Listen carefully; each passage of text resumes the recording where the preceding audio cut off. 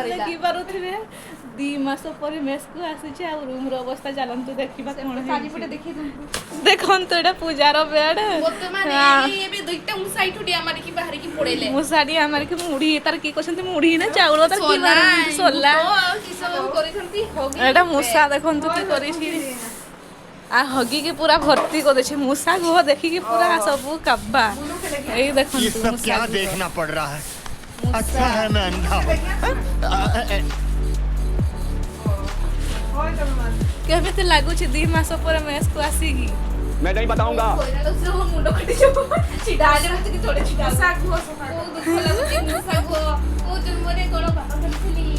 एई जन्मरे मुसा गुह सफा करूछि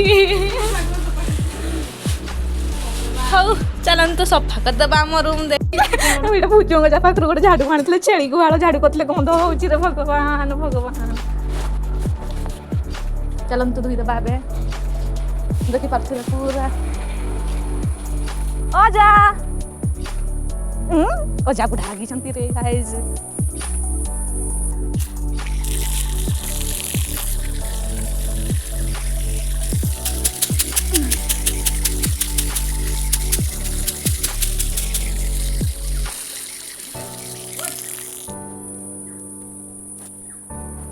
से बोर्ड पाइपटा पाकू जा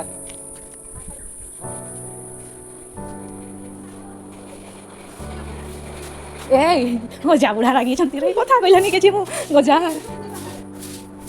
मु कहली ओजा हसले भी नहीं टिके जान छना मोर मुंह घुराई देली जा पूरा तुम पट ए कर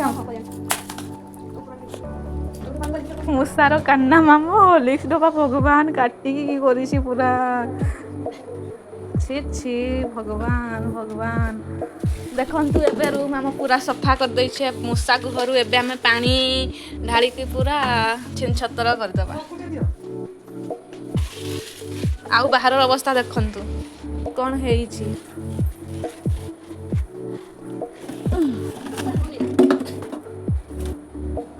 चलंतु रूम धोई दबा बे मेस रहिले एई अवस्था पड़ोसी रूम रो झाड़ू आनी छे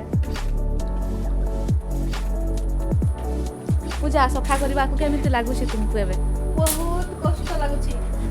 की अवस्था है गरम ना करी होनी की जबरा मोर हालत खराब हो गलानी मुश्किल तो नीति सफा करी मेरे साथ अन्याय हुआ है मेरे साथ अन्याय तो हम रूम केते सुंदर पूरा चकाचक है एटा रूम भलिया रूम लागला न हले मुसा हगी की पूरा जहा करिथिले देखन तो एटा पूजार बेड पूरा सुंदर हो जाइछि एठी मो बेड पूरा सुंदर हो जाइछि एटा पूजा बिंधाणी बेड भी सुंदर माउसी हाय हाय यार देख ये पुटे हाय हाय वर्तमान हम रूम रो अवस्था पूरा सुंदर धुई धुआ की पूरा सफा न हले पूरा अवस्था पूरा खराब 2 मास पर सफा कर देछि कोई पूरा चकाचक